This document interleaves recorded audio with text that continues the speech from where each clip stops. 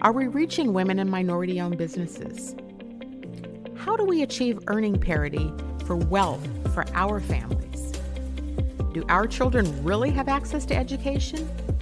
Will our families have choices for our children? Prison pipelines, mass incarceration, tearing our families apart. A healthcare system not accessible to the masses. The disproportionate termination of Black women from corporate America.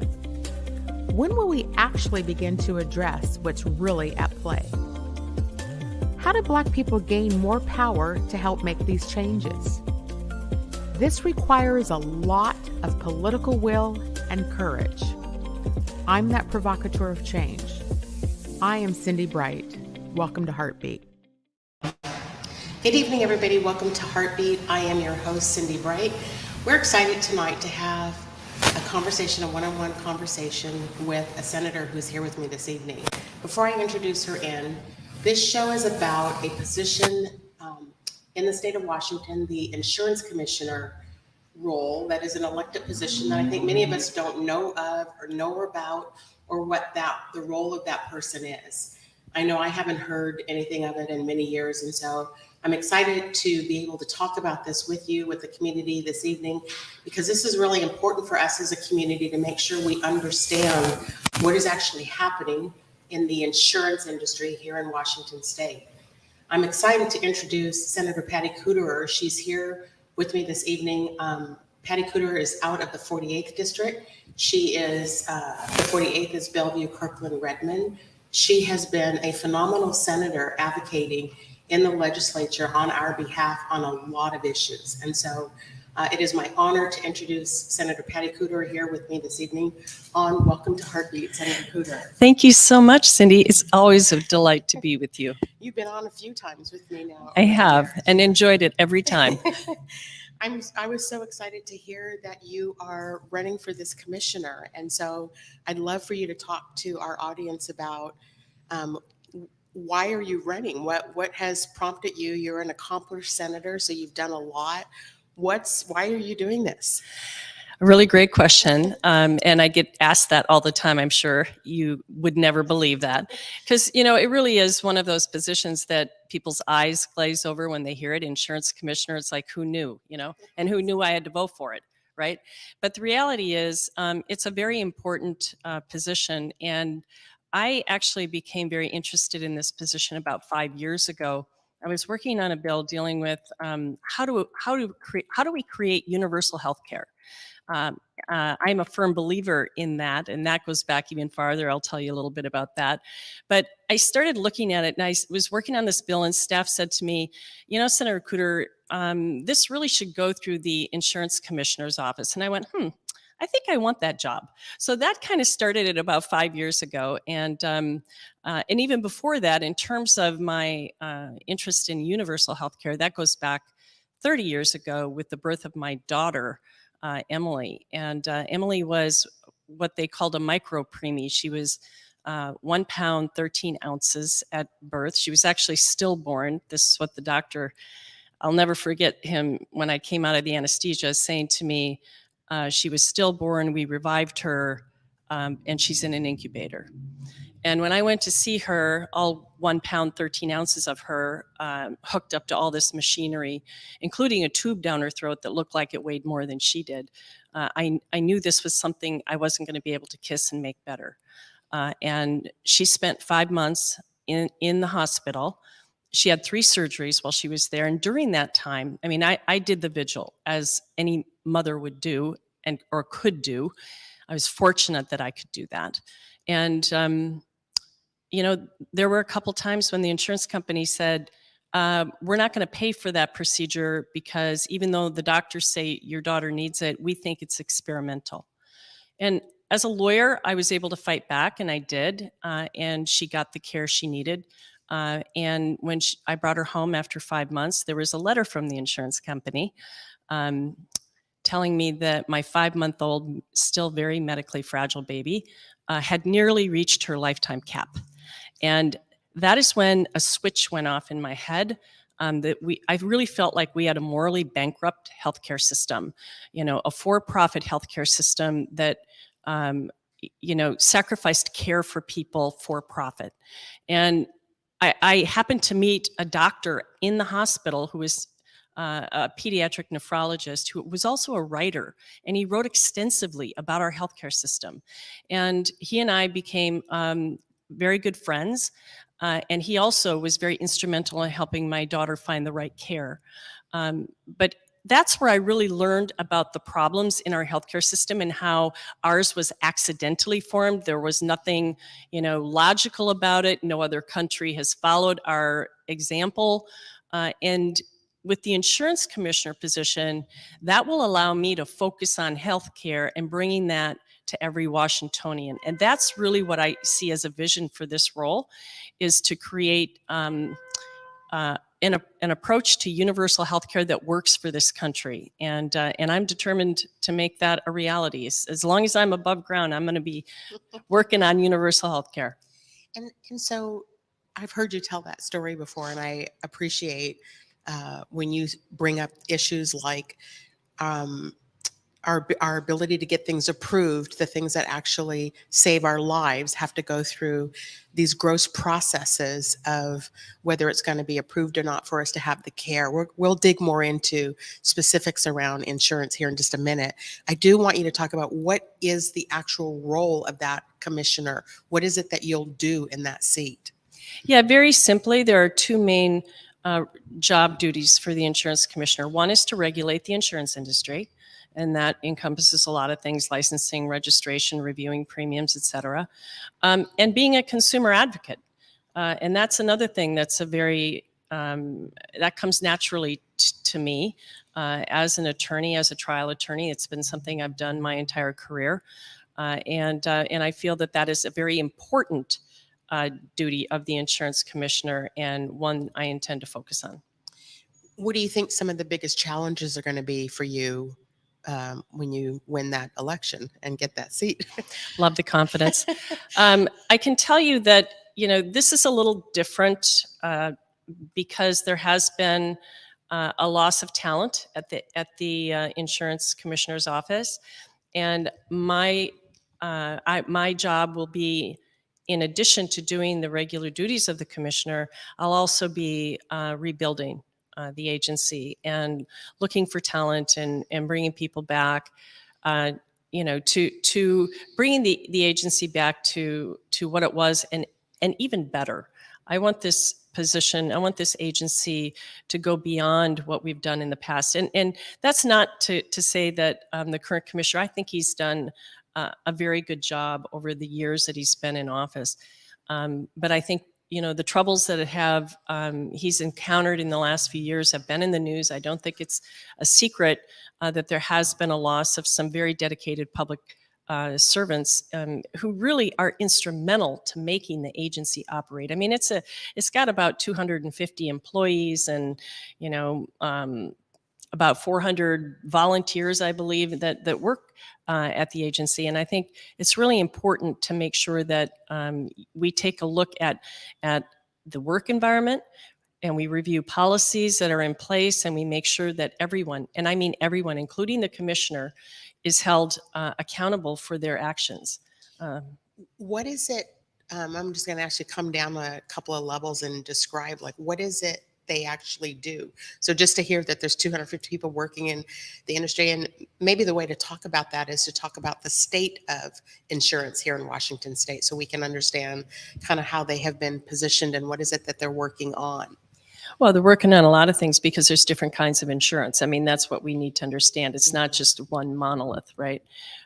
So, for example, in property casualty, you're going to be focused on climate change, what's happening there. That's a very big issue for our state, and that's a very big issue for insurance. And I think it's a role that the insurance commissioner is going to have an incredibly important role in making sure that whatever policies we put in place to make sure that our insurance companies stay solvent, but also that there is coverage for consumers when they need it. So property and casualty is car insurance, correct? It's car insurance and homeowners insurance Homeowners and insurance. what they call umbrella insurance. Mm-hmm. Yes. Okay. Yeah, so there's that aspect. Then there's the healthcare, and I talked a little bit about that. And there's an issue with pharmacy benefit managers. I'm really getting into the details now, but this is another area that the insurance commissioner plays a very important role on. And I had a bill actually to give the insurance commissioner more authority over pharmacy benefit managers and the role that they play in pricing of our drugs. And that's really critical, especially for those with chronic illnesses like diabetes or hypertension, chronic hypertension, or AIDS, things like that. It's a really important piece, and it's lacking right now is that oversight and transparency of how pharmacy benefit managers actually do their drug pricing. And earn their profit, quite frankly. Multi-billion-dollar companies there too. We have pet insurance. There's funeral insurance. There's the Long-Term Care Trust Act, liability, long-term care insurance, which in our state, long-term care insurance is in shambles. And it's in shambles because of the industry itself, not anything that the insurance commissioner's office has done. And it's why the legislature passed the Long-Term Care Trust Act, to make sure that people have this really important insurance when they need it. And the benefit about the legislation that we passed is that more often than not, it's a loved one who's taking care of you when you have that long-term disability. And that loved one now who has left the job market to do that is now going to be able to get paid from this insurance. So they are going to be able to still have an income, which I think is really important. You don't get that in the private long-term care insurance, long-term care. What about issues like we talk a lot here on the show about equity, right? Health equity. Affordability for health insurance is a significant problem, right, in our communities and, well, in the broader communities too, right? During COVID, President Biden dropped a lot of the pricing, at least through the exchange, because we have the Washington Health Exchange, and he pulled it down. But this year, all the pricing went way back up again. And for those of us who sleuth 10Qs and look at profitability reports on these companies, their profits are significant. Now, I'm not opposed to people making profit, but it is at the expense of the consumers being able to afford quality health care. What are your thoughts and what is your vision about affordability for healthcare? And can we do something different or better here in Washington State than what we have across the country now? Another great question. Yes, we can do better. And part of that is universal health care, but that is universal health care just means everybody has access to it. The affordability piece, we passed Cascade Care a few years ago, which is the public option. I would like to see that expanded. And I think, honestly, Cindi, if you think about it, where do you want your tax dollars going, right? For me, I want my tax dollars going to education, public education. I want it going to healthcare, and I want it going to housing, because I know that those are the best investments that we can make in the greatest asset that we have, which is our people. I also know that there are a lot of benefits of doing that. There's actually a rate of return on those investments that they pay us back essentially for what we put in. I envision for healthcare in particular, in terms of affordability, I envision a standard plan like with Cascade Care that is very heavily preventative based, that we are able to leverage and pay detached from employment and pay it through leveraging other funds like Medicare dollars, a payroll tax for those who are working, a health tax on employers. We're going to have to look at it much more deeply than that, but that's where the idea is starting, right? Where we can actually pay for it. But the idea is that we shouldn't, right now, if you go on the individual exchange, you are an individual. But what if all of those individuals were grouped as a group? Because when I was paying for my own insurance, when I was a solo practitioner, my insurance was about $800 a month. That would be my bill. Yes. And then for the same person, same issues, same everything, I win an election and I go to the state and I join their healthcare, and now it's $84 a month. So there's power in the numbers. And I think if we were to aggregate all of those individuals and say, yeah, you're on the individual exchange, but you're not alone. You're with all these other people who are on the individual exchange now. And these are where our small business people are, right? So our small businesses, the largest economic engine in the state, can't afford health care. Yeah, Right. and believe me, I think if you were to poll businesses and say, would you like us to detach healthcare from your business, they would say yes, because it is an enormous expense, and we can do better. We don't, right now we have some companies that are for profit and some that are nonprofit, and maybe what you do is open the pool up to those who are nonprofit. And then there's the whole issue of life insurance, right? The life insurance sector, which is predicated on health, the state of your health. And if you're not in a company that is paying for that and you have to go out yourself to get it, what was going through my mind when you were first talking about your vision for it was, the consumer describes healthcare as just a system that helps keep us sick. It doesn't focus on solving what you were just referring to as, I forgot the term you used, but preventative kind of healthcare, which takes me down the whole path of the whole natural path and how come we can't get coverage and all the kind of things on what's helping us stay better. So I'm babbling without a question here, but my question started off about life insurance, like how do we get access to? And if you think about in brown and Black communities, I mean, the rates of maternal death are higher for Black women. If you think about earning power for brown and Black communities, still 53 cents to the dollar. What's your view or vision about being able to have access to even life insurance policies without using our health conditions against us necessarily, and particularly over a certain age group? I mean, yeah, the interesting thing about it is that everything, that we do, essentially what we eat, where we live, all of that plays into, our DNA download. All of that plays into our overall health. We can do things to be healthier. But, like what happened with my daughter, that wasn't anything she did. It wasn't even anything I did. It was just the number was up, right? A statistic. And that happens too. And I think we have to be looking at health on a continuum, and we have to be able to, it has to be holistic. And in terms of the insurance piece itself, I mean, they have their underwriters who look at the risk, and they have a way of calculating the risk. And I don't know that we're going to change that.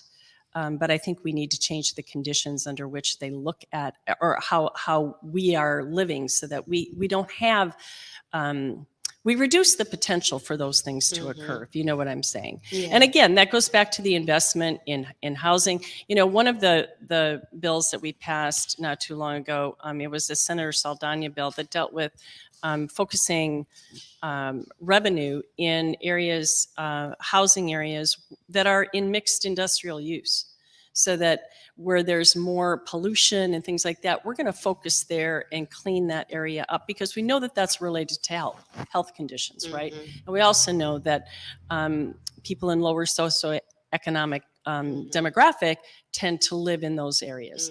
And so I think we need to start prioritizing everybody, and we need to start looking at health very holistically.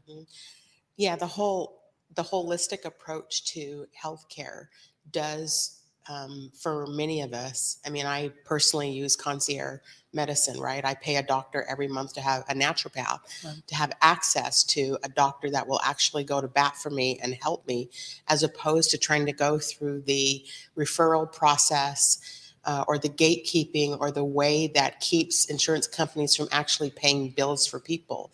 And so when I think about holistic care, and the fact that what you were just talking about, our food that we eat, the air that we breathe, like this is all intertwined together. And so we are being, these are my words, but almost intentionally made sick in order to help keeping profits going for insurance companies, because they won't approve the drugs that we need to have to help, and or the thresholds is kind of like credit scores in insurance, right? The thresholds that have been put in place for most people can't be achieved. And so this is a regulated industry. And so how do you deal with the fact that you go in as a commissioner and you work under a regulated industry which controls how things are done? How will you navigate that and help get at some of these issues we're talking about tonight?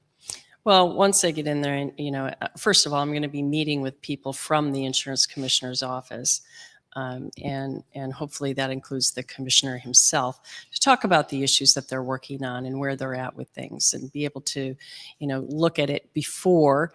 In the event I get in, I can hit the ground running. But I think it's important. I guess without knowing everything that's happening there right now, and I don't, because I'm not in that agency. I really wouldn't be able to say exactly what I would be doing, other than I would be looking over everything, every issue that they have active right now, every complaint that has been filed with the insurance commissioner, and I understand there are several. I will be looking at those, and I'll be meeting with the staff and talking with them in terms of developing a plan and a strategy to move forward. That's all I can tell you right now, without having been in the job and experienced it firsthand.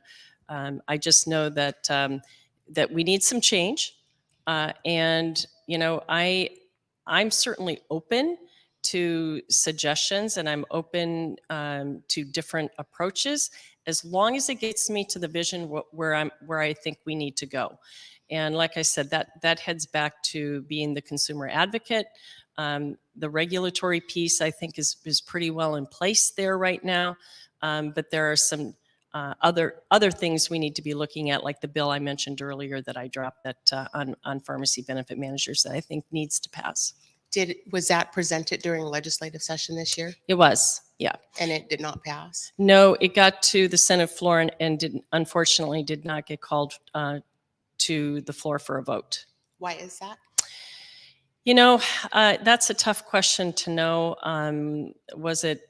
I really don't know. If maybe there wasn't a path forward in the House, I don't know the answer to that. But I do think that it was a very strongly bipartisan bill, and I think it's an excellent bill, and I'm hoping that we'll be able to get it passed next year. And what will it do? It'll create a new statute for pharmacy benefit managers, and it will put them squarely under the jurisdiction of the insurance commissioner for regulatory purposes and for investigation purposes. That's the other piece that the insurance commissioner does, is can investigate complaints into companies and practices. Mm-hmm. And it would put some transparency and accountability in place for a part of the pharmaceutical cost chain that really has gone unchecked, and it is hurting both consumers and independent pharmacists. And to me, that is not a good situation, and it needs to change.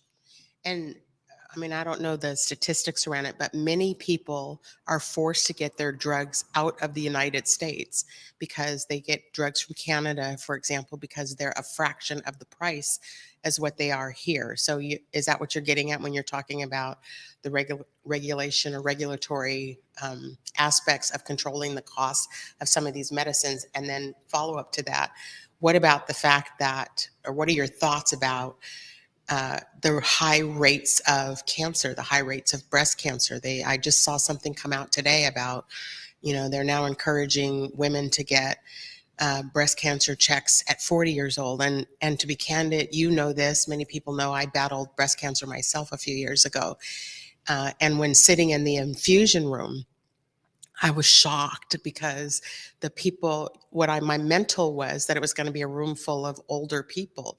What was sitting in those chairs were 30-year-olds, because I asked the nurse, WTF. I just said, what is happening? How do we have these young women in here?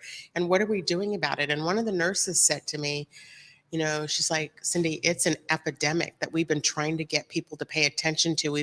It's 1 in 7 women, and the number is increasing in the cancer. And then the cost of cancer treatment is more than the housing market here in Seattle. I mean, it's off the chart. So, Did she say what was causing it? She said it's the air we breathe and the food we eat. And so the chemicals.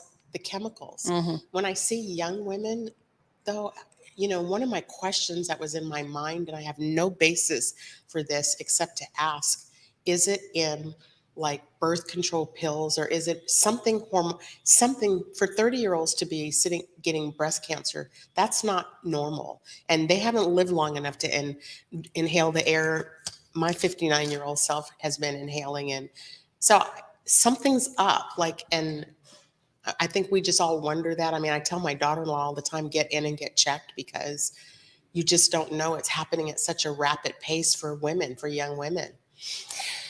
Yeah, and that's, really good advice. But I think it's hard to know exactly what's causing that. I mean, I think we all know that being exposed to chemicals is not a good thing. And we also know that some people have a DNA propensity to some kinds of cancers.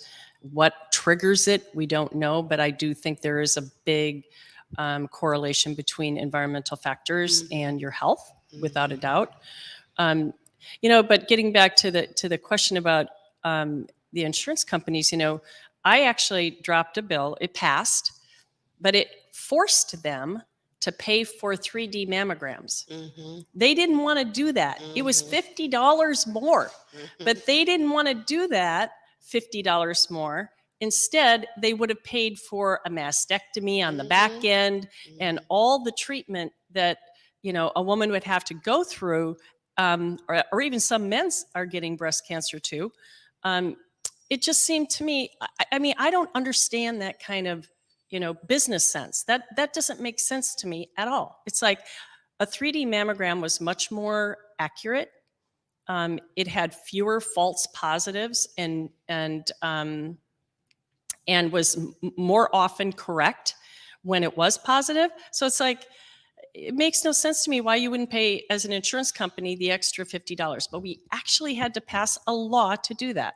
Mm-hmm. So I would like to sit down with insurance companies after we go through, and like I said, there are different kinds. So you don't just have the whole thing in the room at the same time, right? The whole industry. And really kind of go over some of these issues and what is the best way that we can address it. I like you, I don't begrudge anyone a profit, but when we're making decisions on whether someone like my daughter gets life-saving care or not, so that you can save some money and have a bigger profit, I got a problem with that.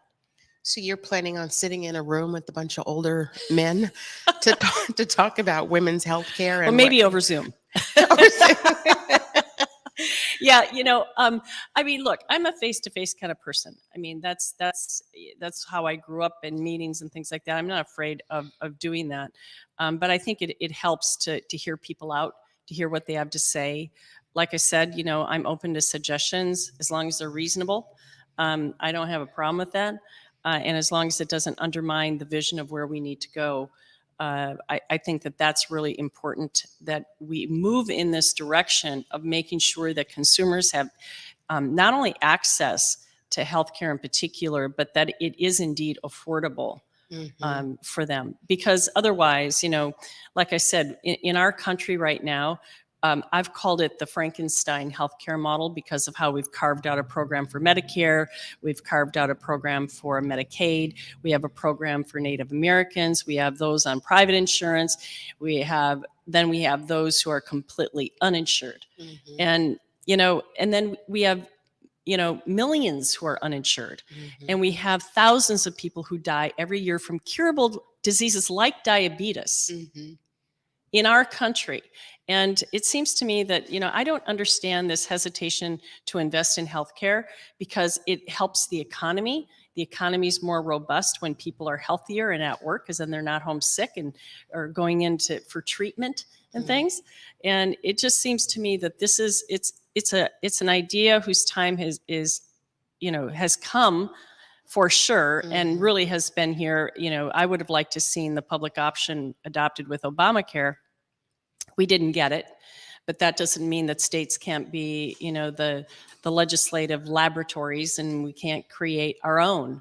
Romney did it in Massachusetts, but I think there's even a better way of doing it with an interstate healthcare compact, including Oregon and California, and potentially Alaska and Hawaii.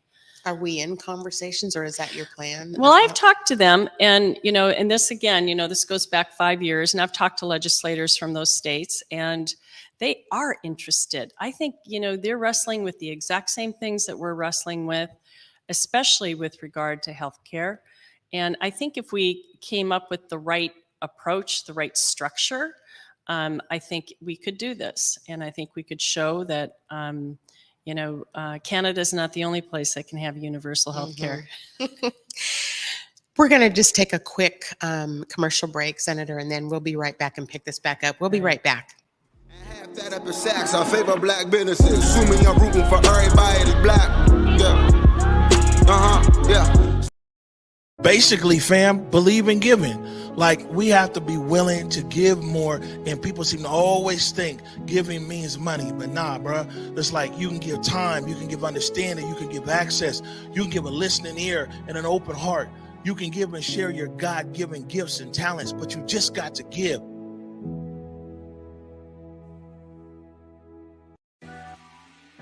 What's up, everybody? Me and Besa, my girl, we had to pull up to Market Street Shoes once again, y'all. And we do this every season. We have to get the new shoes, the new boots, and this time I even got a coat. Yeah, no, you did walk in without a coat. I really I'm glad you found one. But their boots were on point. Yes, the boots, the bags. I even grabbed a flannel. Yeah, you did. And I was able to get some hats and everything. I was really impressed.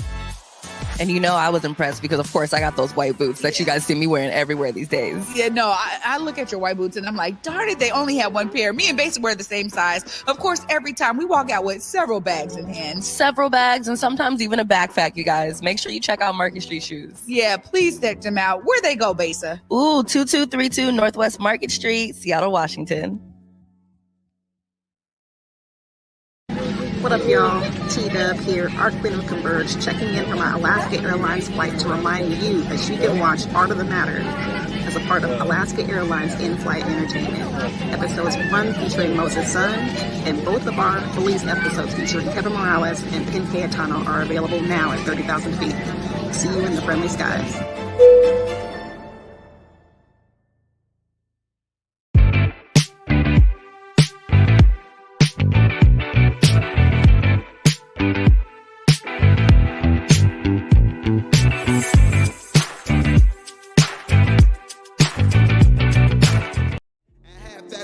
I favor black businesses. Assuming I'm rooting for everybody that's black. Yeah. Welcome back to HeartBeat. I am your host, Cindi Bright. This evening, joining me is Senator Patty Kuderer out of the 48th District, who has announced her candidacy for the Washington State Insurance Commissioner.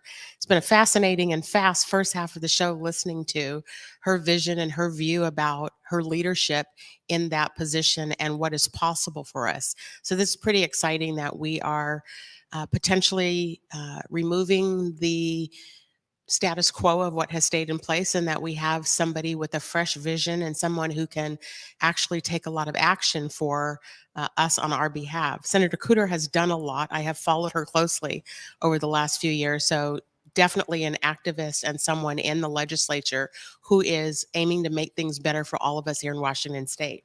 And we spent the first half of the show talking about, affordability, access, those sorts of things. I want to go in the second part of the show. I want to talk a little bit more deeply, Senator, about some of the other issues that are related to insurance, but they're interesting topics right now that the legislature is still talking about, which is the drug epidemic in our communities, the fentanyl that is widely distributed, coming at a faster rate. And now we've got this Blake decision that the legislature is contending with. Now, I can't sit here and describe it to anybody intelligently. Maybe you can, and maybe you can talk to us about kind of what this all means from the insurance commissioner perspective, dealing with this crisis here in Seattle area. Sure. So do you want me to explain the Blake decision Yeah, first? let's do that. Okay. All right. Well, the Blake decision was a Washington State Supreme Court decision that essentially said that our law that said it was a felony to possess a small amount of drugs on your person was unconstitutional. And they held that it was unconstitutional because there was no element of intent. And that is fundamental to most crimes. And notable exception would be a DUI. But otherwise, you typically need to have intent for there to be a crime. It was the right decision, but it came at a very difficult time because it was right smack dab in the middle of a session, and there had been no previous work on addressing that because we were waiting for the Supreme Court decision, which we thought was going to come out at the end. So what we ended up doing is passing a temporary fix for 2 years that made it a misdemeanor, but gave you 3 diversions to start. That did not work. And so we took those 2 years and we started working on what could be a possible solution to this very complicated issue. Because drug addiction, anyone who's known anyone who's suffered from substance use disorder knows that it's not a linear path out, and everybody has their own journey. And it is a really challenging issue all the way around. And so the issue right now, we're being called back into special session in the middle of May.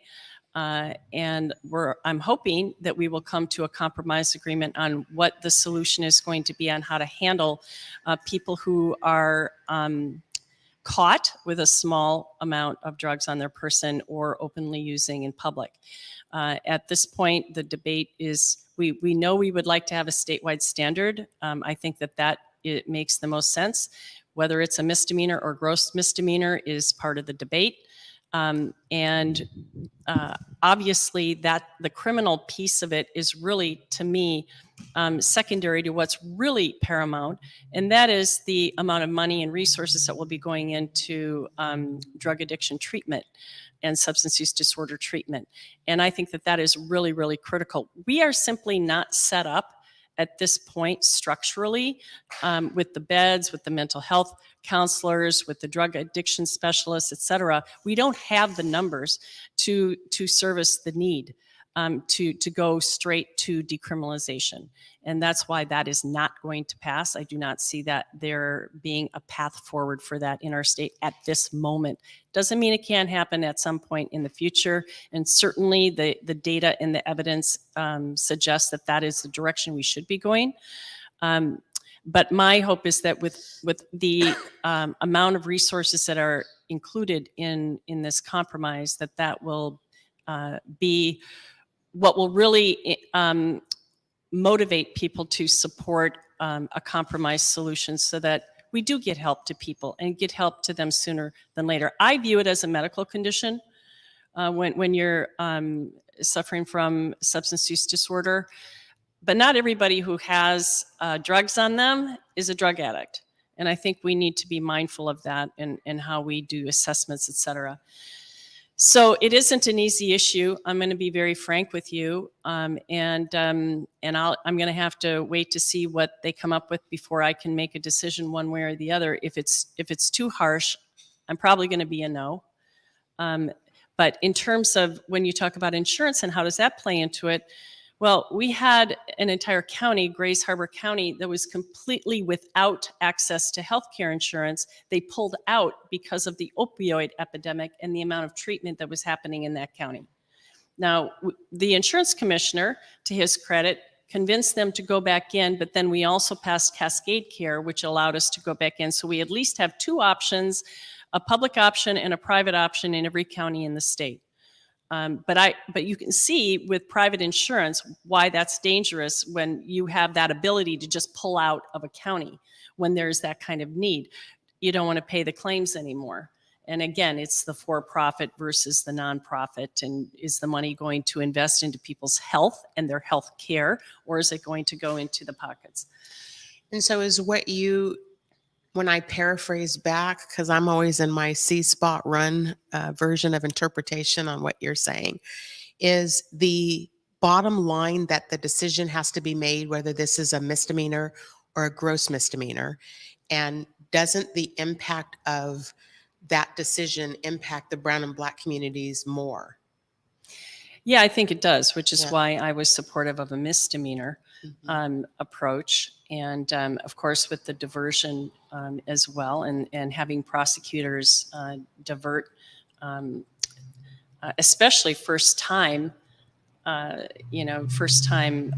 offenders into a drug treatment program.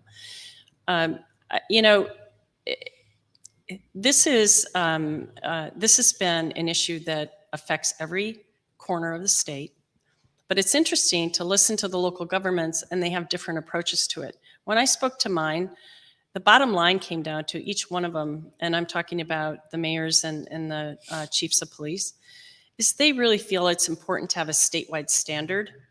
The problem with the gross misdemeanor for me is that, ironically, it actually is more harmful than the original felony. And the reason for that is that there were sentencing guidelines on a felony in these situations, right, that called for less time in jail than if it's a gross misdemeanor. That's why. And when you have a felony, you're in superior court, they see felonies that are way worse than that. So the odds of them wanting to put you into a jail cell are really, really low. But when you're in district court, municipal court, where the king offense is a gross misdemeanor, that's a different story. Now in King County, I don't see it ever happening that they're going to instantly put someone into jail for that. But I don't know about outstate. Mm-hmm.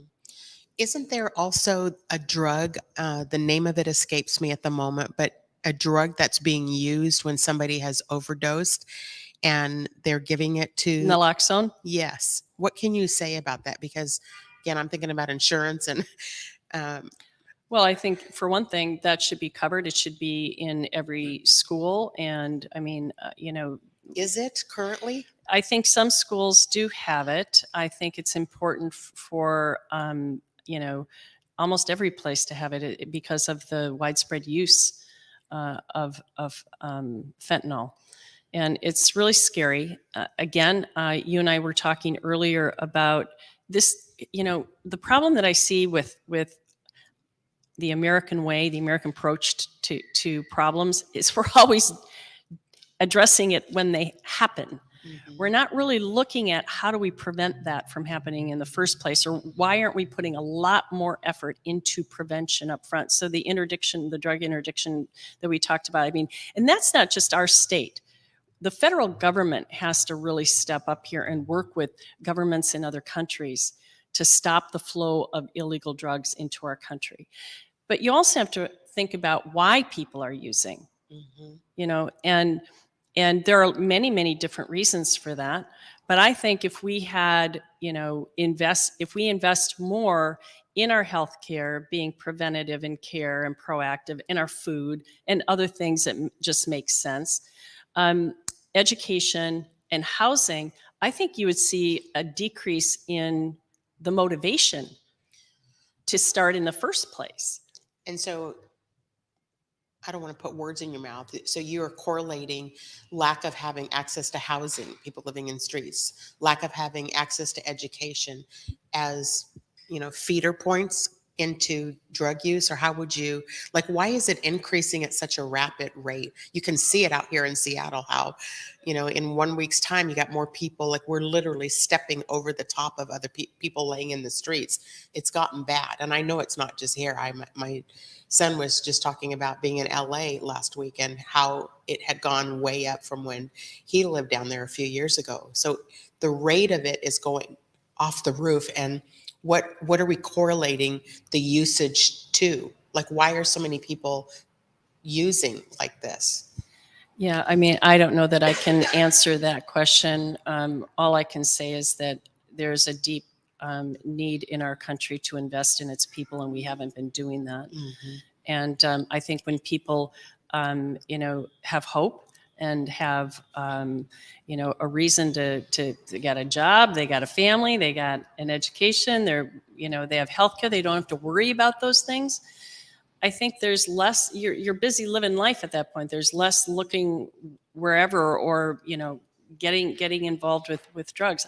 I can't answer that. I know there's experimentation that goes on in high school, of course. And that's a different issue altogether. We debated that as well. The legend drugs, the OxyContin versus the illegal drugs on the street.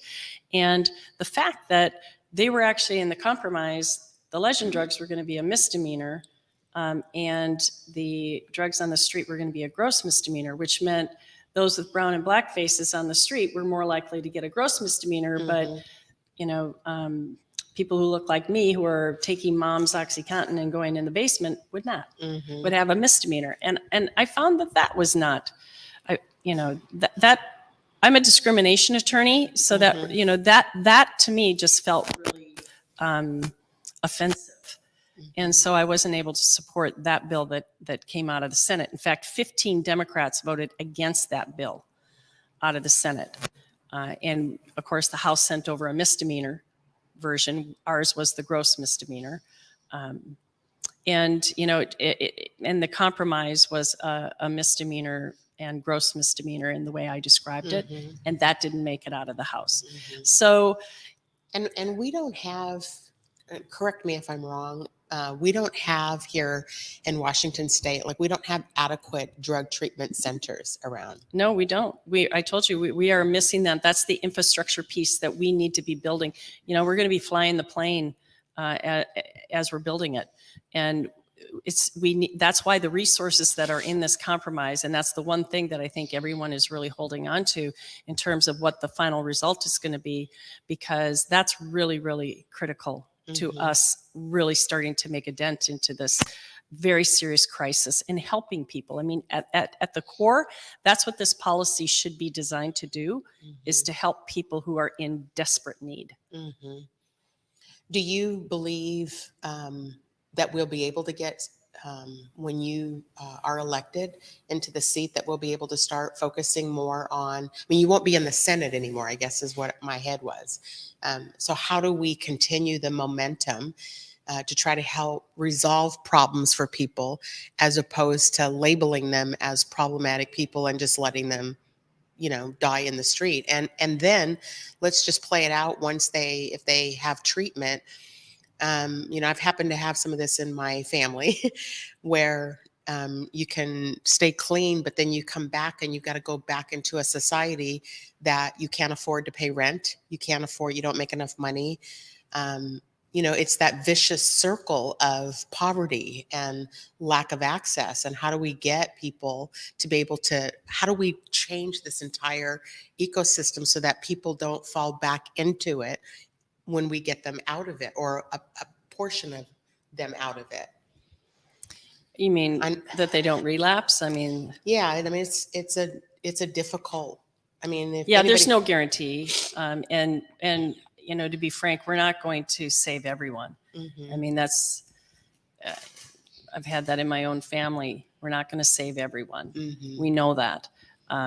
But we are going to, if we follow the research and follow the data, and our policy aligns with that, we are more likely to save way more people than if we let emotion drive whatever comes out of the legislature. I just, the more that I see emotions getting whipped up about this issue, the more I back off and look at the research and the data.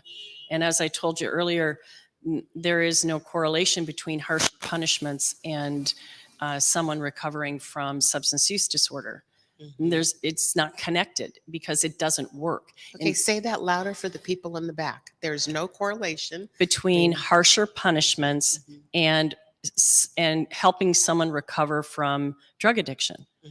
There's no correlation there. In fact, sometimes it's actually contraindicated because, for example, with opioid, people who are addicted to opioids, they will be in jail, let's say for a year, let's say it's gross misdemeanor. Sure, they're dried out, they're not using, right? But their tolerance level has gone down.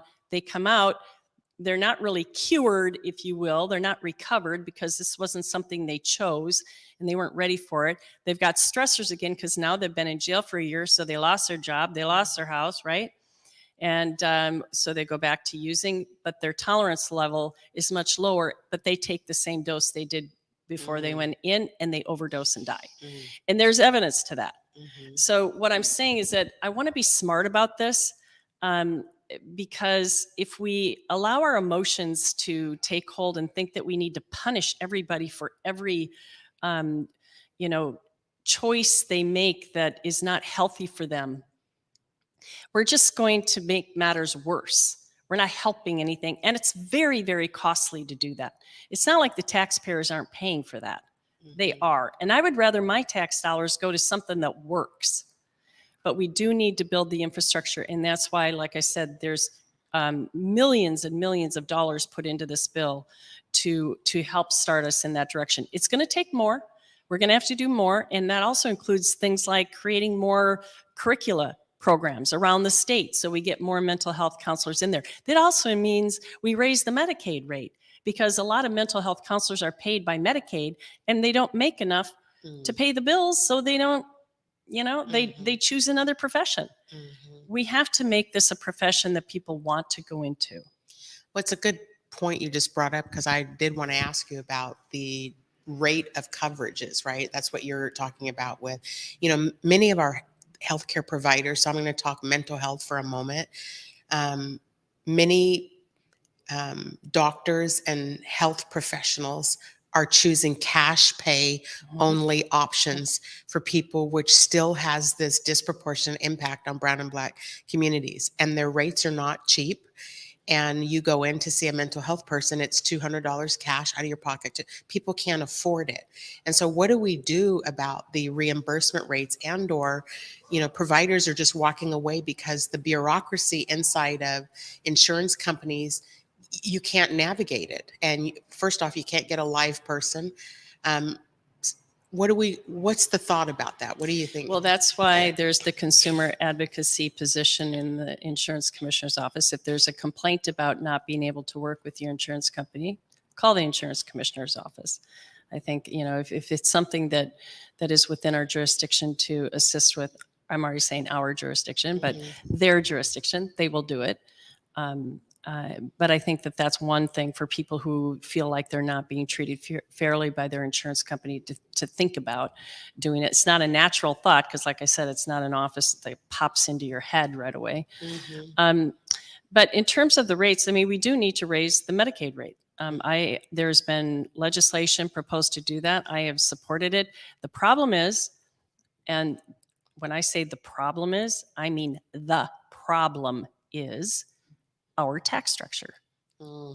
All roads, You've been at this for some years roads lead back to our tax structure, which is rated the worst in the country for a very good reason, because it is. And that means that people on the lowest end of the wealth spectrum pay a lot more of their money in taxes than those at the upper end. And we need to right the ship when it comes to our tax structure. Remember, it was created a little while ago, in 1889. Maybe it's time for a refresher, I'm thinking. And I know what I would do right out of the gate is I would jettison that uniformity clause, which is the clause in the Constitution that says all property has to be taxed at a uniform rate. That means your house is taxed at the exact same rate as the Amazon Sphere building downtown or the arenas, right?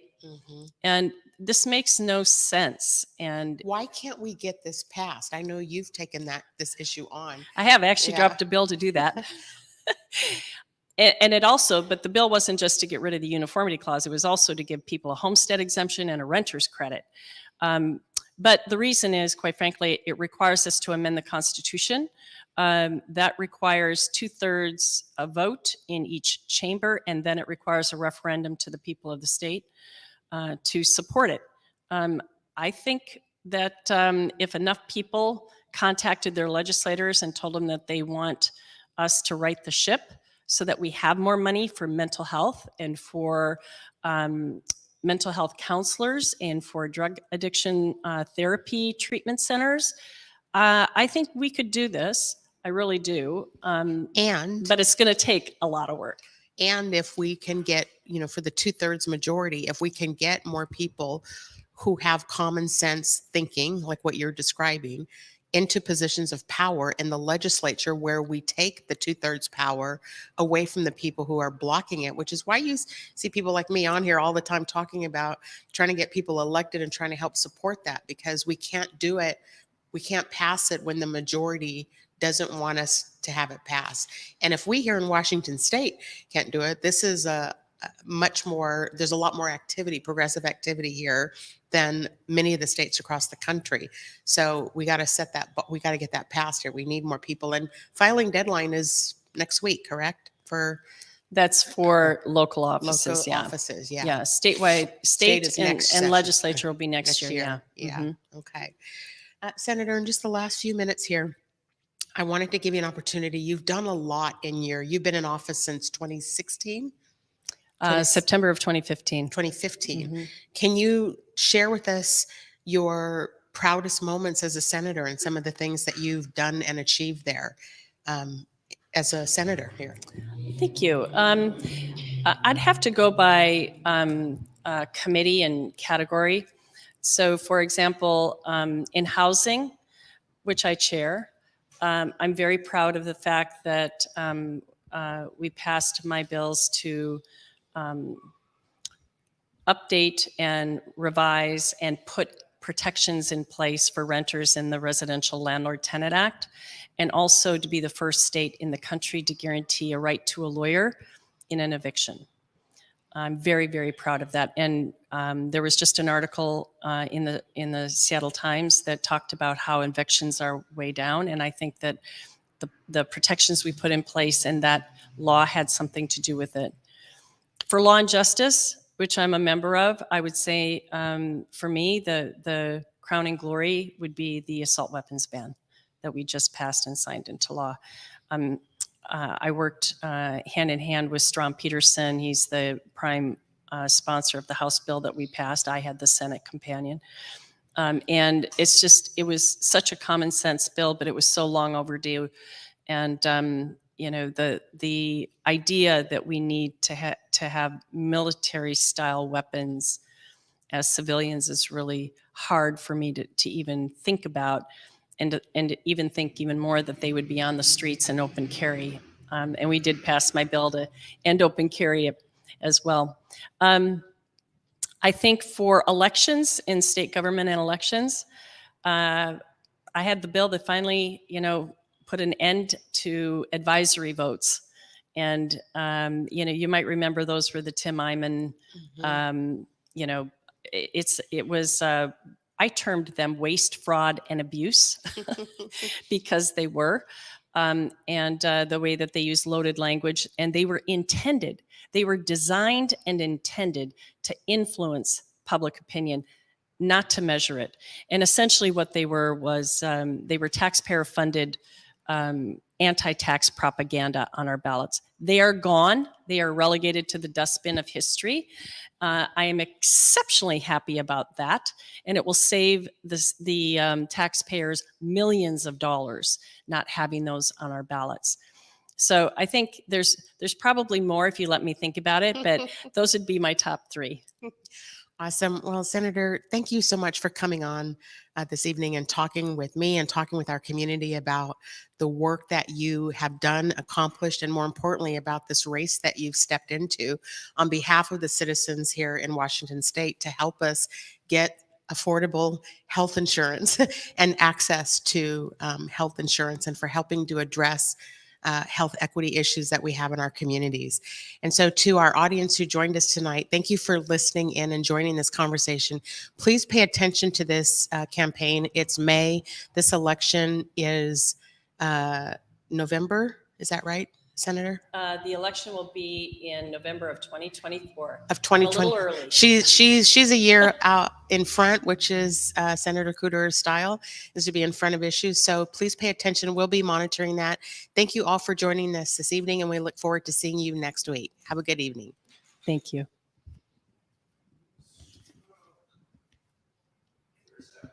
Half that up in sacks, I favor black businesses. Assuming I'm rooting for everybody that's black. Yeah. Yeah.